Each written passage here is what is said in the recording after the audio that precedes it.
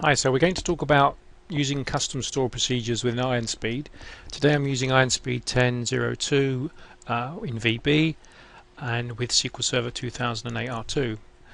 Of course you can use C# and other versions of SQL to suit, but we just thought we'd start with the simple one and show you how we can create a simple page with a simple grid and some simple data. Obviously you can extend on that later and add your own levels of functionality as required. So where do we start? Well, there's several pieces to the puzzle. The first one is we need to create or have available our data, which we do in SQL Server. We then need to write the store procedure to call that and extract that information. And what we're going to do is we're going to pass in a parameter that tells us to pick a particular country or all countries. So let's go and look at the data and see what that looks like. So within SQL Server, as I say, we've got a country table, and as you can see I've got a list of countries and some additional information, 242. And if I just show you the information in there, there it is. If I show you now the store procedure that we're going to create, you see it's very simple. I can either pass in, sorry, that's the test, there we go. This is the store procedure. We can either pass in a blank or we can pass in a name to select individual countries. So blank will select all and an individual one. Let's test that now. And if we go to my little test script here, if I pass in a particular name of a country and execute, sorry, let's just run that again. Here we go. We can see we've got Angola. If I were to leave that blank, i.e. pass in an empty string, we would get all records back. So we know the store procedure works, very simple. Now we're going to plug that into IronSpeed. So let's get rid of the SQL for a second and bring up IronSpeed. Here we go. Let me just run this and show you this is a very simplistic IronSpeed created wizard that we use to create the page, and the page is using IronSpeed grids, as you probably all hopefully have used in the past to create your basic page. We obviously want to use the same data source but add our own grid and functionality. So we're not going to use the IronSpeed grid, we want to do our own thing. So where do we start? Well, within IronSpeed I'm going to create within the country type, because that's the one we're going to do the select on, my own page. So let's just create a very simple my SP, for example, call it what you like, it doesn't really matter, and that gives us a blank page. Now what I need to do is to put onto the page a couple of controls that are not found in the normal IronSpeed toolbox, but they are part of the additional controls found in ASPX and other controls. Okay, so we're going to perform or we're going to use a grid and a drop down list. Now there's two ways we can do it. We can either drag and drop the drop down list like this, okay, or we can cut and paste information. So I'm going to do the cut and paste because I've already created this information. In fact, here's one I created earlier. So I've got two items. As you can see, we've got a bit of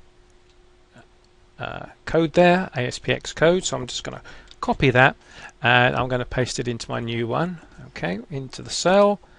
And when I click off, there's my country. As we can see on the right hand side, it's a drop down list. And then I'm going to go back and I'm going to get my grid, do the same thing. I'm going to copy and I'm going to paste into a new cell this time.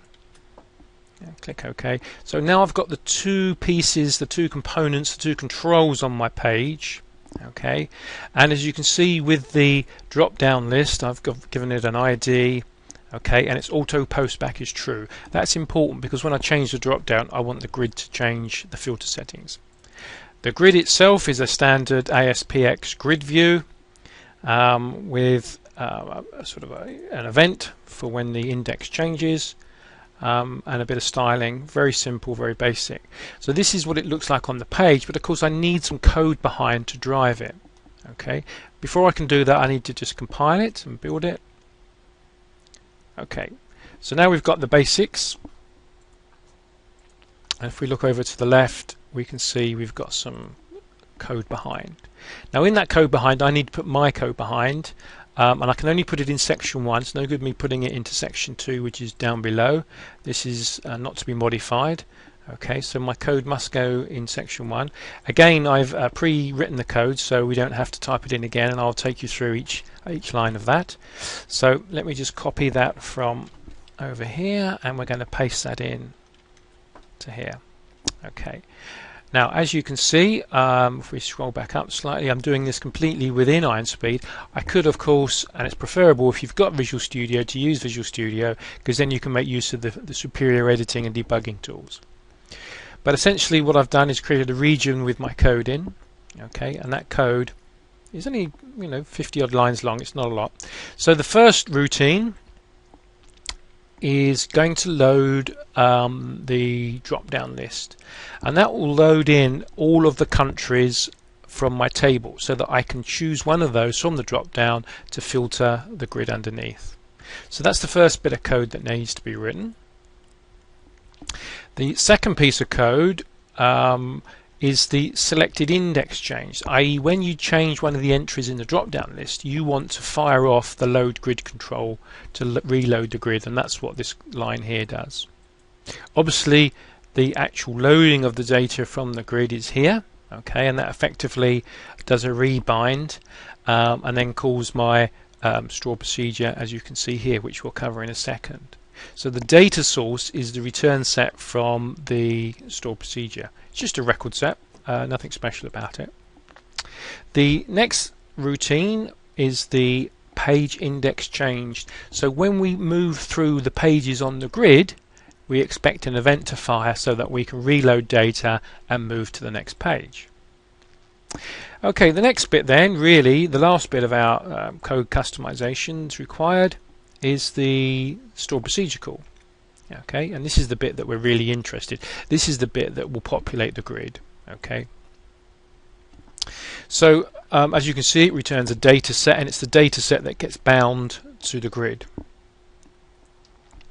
And what we're doing essentially is to call the store procedure, okay, and we're going to pass in a parameter, and that parameter is going to be a country.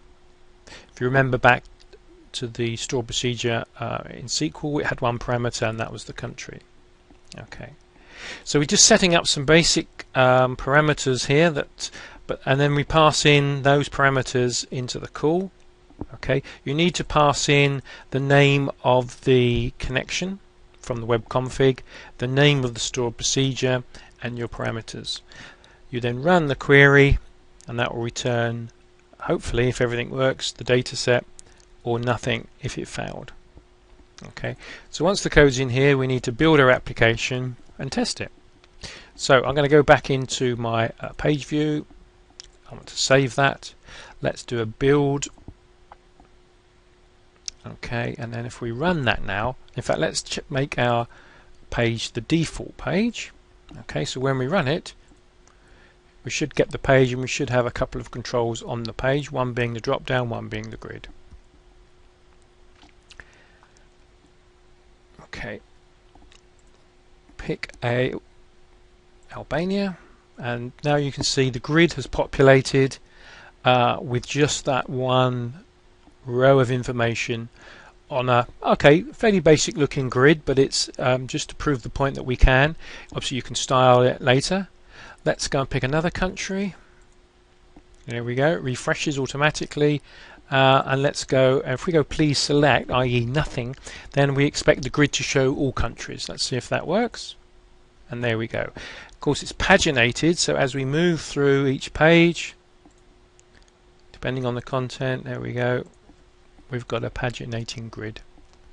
So that shows you how easy it is to create information outside of IronSpeed, but use it within IronSpeed. This course could be anything. This could be an information on a chart. Could be we've done it on a grid. Could be a report or whatever. So we pulled the information in, bound it to our control, and away we go, all within IronSpeed. Well, I hope you enjoyed that and found that useful. My name's Tim Titchmarsh from Dotnetarchitect, based in the UK. If we can help you, please give us a call or email me at timt@dotnetarchitect.co.uk. we'd be happy to help. Many thanks for listening.